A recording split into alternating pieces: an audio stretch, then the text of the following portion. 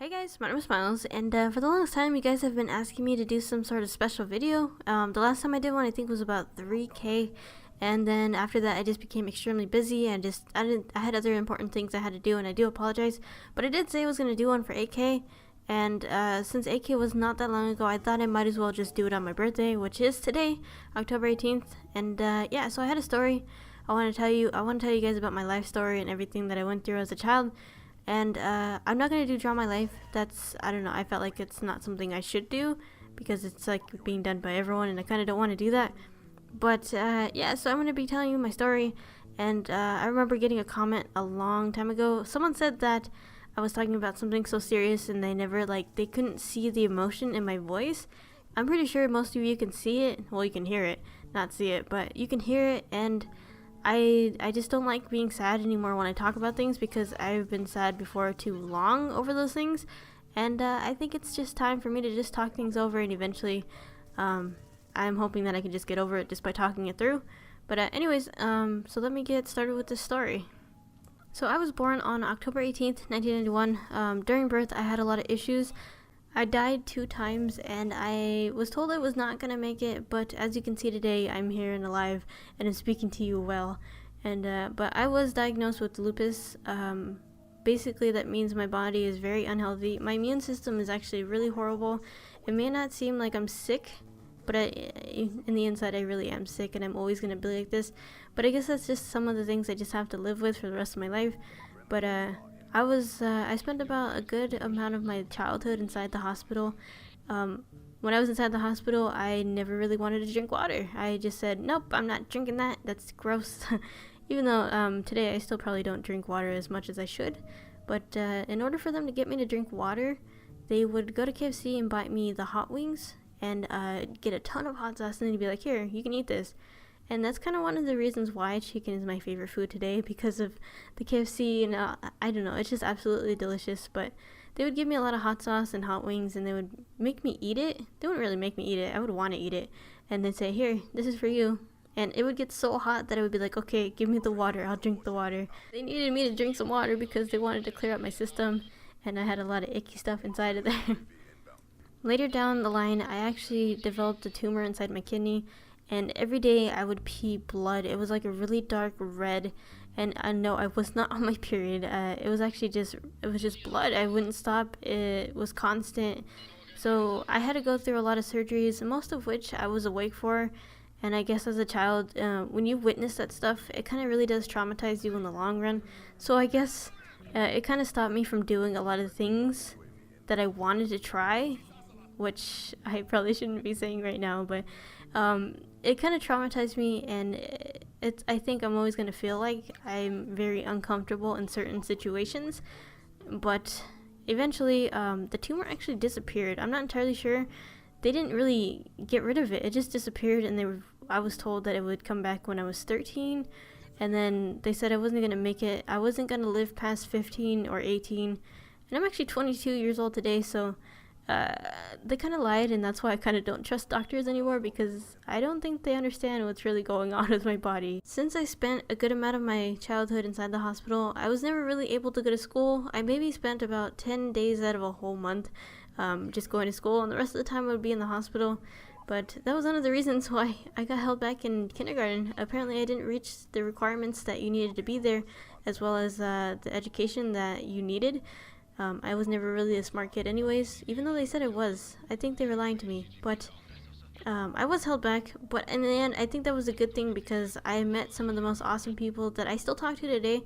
We're not as close as we used to be, but I can still talk to them, and I can just text them, call them, and we can just pick up where we left off. We can always talk about anything, and I'm very grateful for that. I'm still happy that I have those kind of people in my life. But other than that, I really never really got the education I needed in my childhood anyways when I went to school, because my parents, they were really never there. They were always working, or they were always arguing. And I guess I was just never really interested in school anyways, and I was more interested in sports and activities such as like TV. I don't think that's an activity, but I'm gonna say it is. Since my parents were never really home, or they were always arguing, I never really had the time to do my homework. They never really helped me. I never really had the ability of getting help, unless I wanted to ask someone from school to help me, but I kind of found that embarrassing as a child. and I never really knew that the help that they would give me would actually be good for me. So I guess I was stupid at the time and I should have did that. But in the end, I ended up getting some homework, and I would fax it to my mom and she would actually do it for me. I don't know how the teacher didn't see that, because it was in my mom's handwriting and I'm pretty sure she would have noticed, but apparently she didn't, and I guess I was okay with it. So I never really did my homework. I never really did my work when I was in school, so I guess I really never got the proper education I needed. I'm not saying they did my kindergarten homework, because that stuff was pretty easy, but from 2nd to about 4th grade is when they would actually do my homework. They wouldn't do it all the time. I guess I would just skip out on most of it and only ask like once or twice a month for them to do it. But other than that, I was actually really bad when it came to school. I had my first official boyfriend when I was in middle school, and one of the reasons why I could never really stay in a relationship was because of the fact that I watched my parents argue all the time, and they would always argue and I would see that. It was just right in front of me. It got pretty crazy at times, and there was some things that would happen. I'm not really going to explain them because I don't think I should really talk about that stuff. But sometimes I would just run to wherever I could hide, and I would just start crying, and I would just start crying until my mom would just walk into the room and say, "It's okay, there's nothing wrong." And then eventually I would just stop because I figured that everything was going to be fine. I have so many self-esteem and trust issues because of everything that I've been through and everything that I've seen and everything that I've heard, that whenever I'm with someone, as an example, my first boyfriend, I was with him for about 2 weeks, and then I would break it off because I felt like he was going to break up with me first, so I had to do it, and I didn't want to get hurt. So when I figured out that he wasn't trying to do that, we would get back together for maybe like another month or maybe 2 weeks or something like that. And then I would just end up doing the same thing again because I could never really trust anyone. I felt like someone was out to hurt me and it was going to happen, and I didn't want to feel that pain anymore. So I went through a lot of relationships like this, especially during high school. I had a lot of boyfriends, and that was just between middle school and high school. I'd say I had about 15 boyfriends, and I would stay with them for about a limited amount of time, depending on how comfortable I felt with them. Some I thought were going to hurt me, and some of them I just thought just wanted something from me. And when you're in high school, sex is apparently everything, and that was something I couldn't give. When I feel like that's all you want from me, it makes me feel like that's all you're ever going to want from me. And I just feel like I can't trust them. To be honest, I was always scared to have sex because of what I went through as a child. And when someone wanted that from me, I would say, nope, we're done, and then just move on to someone else. I had been with so many guys that I loved a lot of them, but I was never really in love with them, and most of the relationships did involve heartbreak. When a relationship went wrong, I would always turn to a friend or a best friend. And at the time, I had a friend, and she was there for me, and I just started to have feelings for her, and I fell in love with her, and eventually the feelings became mutual, and we started to have some sort of relationship. It was kind of like a secret, and no one really knew about it. It was just us, and I guess hiding it wasn't a good idea, but I was just kind of happy to be with her because of the fact that I didn't really expect anything physical from her. I didn't expect anything from her. I didn't expect her to want something from me, and I was just comfortable, and I was just happy. About 6 months down the line, we ended up separating because of the fact that the religion she was in, she's a Jehovah's Witness, and when her parents found out, they told her that she was not allowed to talk to me again, and we were not allowed to see each other. And they even threatened to move her to different schools and all that other stuff. It actually ended on bad terms. We were always arguing all the time, and there was just a lot of problems. But I never really got the closure that I needed, and it was just horrible. But eventually, I did get over it about 4 years later. Of course, she's always gonna be my first love, and I'm always gonna have that feeling for her. But I think I've gotten over it, and I've moved on to other things now. So after all this happened, and because I was never really interested in school, I actually flunked high school so badly that they ended up sending me to a continuation school, and I was kind of happy about this because I felt like I needed to get away. Of course, the thought of going to a continuation school instead of a regular high school makes you just feel a little bit depressed because of the fact that it doesn't feel real. But a lot of my friends that I knew from middle school and high school did go to that school too, so I did feel a little bit comfortable and I didn't feel alone. So I mean, I was kind of happy about that. But the time I was there, it flew by so fast, and the next 2 years just didn't seem like anything. And I was told I was never going to graduate high school. I was told I was never going to graduate high school, and I put in a lot of work and dedication into it, and I ended up graduating 6 months early. So I was pretty happy about that, and people were pretty proud of me. Even after I switched over to the continuation school, I was very depressed, and at some points I felt suicidal, but I knew I was never going to do anything to myself because I was always afraid. And I remember watching on someone's video them explaining what people thought when it came to suicide, and it seemed to be perfectly clear to me. What he had said is that people want to know what it's like in the afterlife, and they're willing to commit suicide in order to see what it's like. But I don't think I could ever do that, because if I do that, I'm not going to be able to come back from where I'm going. I don't think I could ever hurt myself, and if I wanted to, I just couldn't do it. I started getting into a lot of drugs and drinking, and I wanted to do anything that would make everything go away. And at some points, it ruined me mentally, and I don't think I'll ever be the same. And I went through countless panic attacks, and I would never go to sleep because I always felt like I was never going to wake up. And because of the lack of sleep, I was getting paranoid when I went outside and I was going in stores, and I just couldn't concentrate. Eventually, I became addicted to NyQuil to help me sleep. I would take it every night because I started to rely on it, and no one would believe me when I told them there was something wrong with me. And I said, "Can you guys please help me?" And everyone just thought I was lying. They're like, "No, you're fine. You can just get over it. You'll be better. Just go ahead and move on with your life." And I'm like, "No, I'm being serious. I really need help right now." And my family didn't want to believe me either. And eventually, my aunt, and she was like, "Oh, okay, let me help you." And she ended up helping me, but she was like the most support and help through that depressing time, that I am very appreciative of her. And it just made me feel like there's people out there that actually did care, and I was just very grateful. A couple months later, I started talking to this guy, and we would play on the PS3 a lot.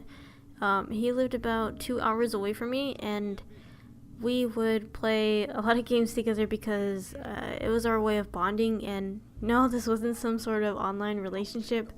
I actually met him because he was the cousin of my friend that I knew from elementary school. So I kind of felt like I was in a safe zone, because I don't think my friend would let his cousin do something wrong to me in any sort of way. So I thought it was okay. Eventually, that relationship turned out like all the other ones. I became insecure, and I ended up breaking up with him, and we would end up getting back together, and I would end up hurting him so many times from breaking up with him that I was surprised that he would still take me back. And eventually, at some point in the relationship, I ended up cheating on him, and that was probably the worst thing I could ever do. It wasn't anything too serious that you would think. It was something so little, but I ended up telling him because I didn't want to be that kind of person that did that to someone. Of course, he was very angry with me, and he didn't break up with me, and I was very curious about that. So I was kind of guessing that he actually did care about me, and I just felt like after what I had done that I couldn't be with him because I just didn't want to hurt him anymore. So I ended up breaking up with him, and we just talked once in a while, like maybe every month or so, and that was it. Eventually, we were talking, and he texted me, and he told me he had another kid on the way, and I didn't know what to think. I was kind of curious whether he had previously cheated on me or if it was just a girl he had met from before. So there was like a ton of lies and just a ton of secrets that we were keeping from each other, and it was just one big mess. Eventually, we found ourselves with each other again, and we would talk all the time, and I would still feel very insecure because I had cheated on him, that I felt like he was going to cheat on me or he was already doing it. And I know once you feel like that, you need to leave the relationship and just not look back.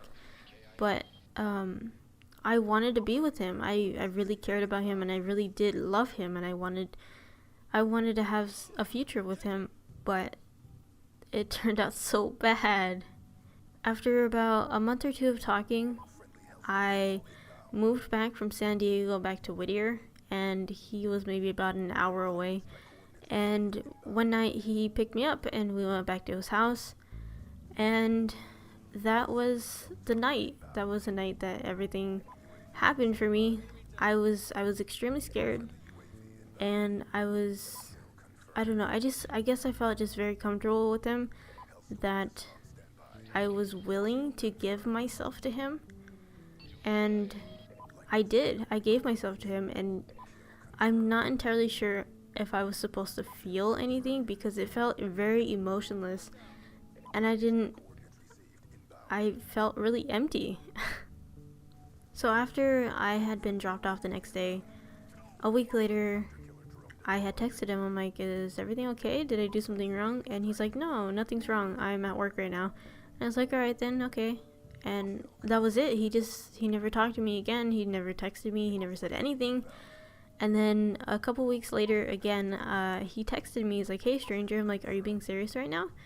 And then I had been the one he had hit it and quit it with, and I'm not entirely sure if I'm supposed to feel something afterwards, but I just felt like I lost myself. So I said my final goodbyes, and that was it. The relationship ended. Any kind of sort of future with him is gone, and I guess I'm perfectly fine with that. I'll think about him once in a while and have a conversation with him, but that ship has sailed, and that was probably about 2.5 years ago, or maybe 2 years ago. I'm not entirely sure. It wasn't that long ago. It was pretty recent to me, but I've gotten over it, and I'm kind of not just rushing into anything anymore, and I'm just patiently waiting, and I'm working on my self-esteem issues as well as my trust issues and everything else kind of issues before trying to work it out with someone else, because I really don't feel like being one of those people that brings everyone into their drama, and yeah. But anyways, I guess that's it. After everything that happened, I started to become more interested in family, and I started to talk more. I actually started to do YouTube extremely, as an extreme kind of hobby, and because of YouTube, I have the ability to talk now, because before I always felt like my voice meant nothing, and everyone would always talk over me. They would argue over me. I felt like my opinion meant nothing to anyone, so I was like, alright, then fine, I'll just keep quiet and I won't talk to anyone. But ever since I started YouTube, my voice has so much confidence in it now, and I'm actually really happy that I started doing this, because it's made me a lot happier. It helped me through my depression, as well as the weekend, because the weekend is amazing. I'm also happy that I met a lot of people and that they changed my life. I'm happy I was able to change a few people's lives. I'm happy I was able to make you laugh. If I was able to make you smile, if I was able to make you cry with laughter, I was just happy I was able to be a part of your life in any sort of way, because I feel like I'm here. I'm still alive today because I'm supposed to help other people, and I'm supposed to make other people happy, which is why they call me Smiles. But I'm always going to feel like there's a darkness just surrounding my heart and my mind, and that I'm not going to be able to see it tomorrow, but I know there is a tomorrow, and I'm going to keep pushing, and I'm going to try to work past that. But I just want to say that I really do appreciate you guys. You guys have made everything a lot easier for me. And before I start crying, because I'm going to try not to, I tried not to this whole time, and I've been working on this for 2 hours. But anyways, yeah, I really do appreciate you guys watching. If you watched the whole way, thank you. If you watched halfway, that's good enough too. If you made it to 10 seconds, that's a lot of effort. I really do appreciate that. But anyways, I just want to say thank you guys, and I will see you guys later. And there might be a possibility I'm not going to be able to upload for the next week or so, because I have to do things, and I'm just going to be very busy. But I'm going to try to get you guys some videos, and I'm going to try to stay positive. But anyways, yeah, goodbye.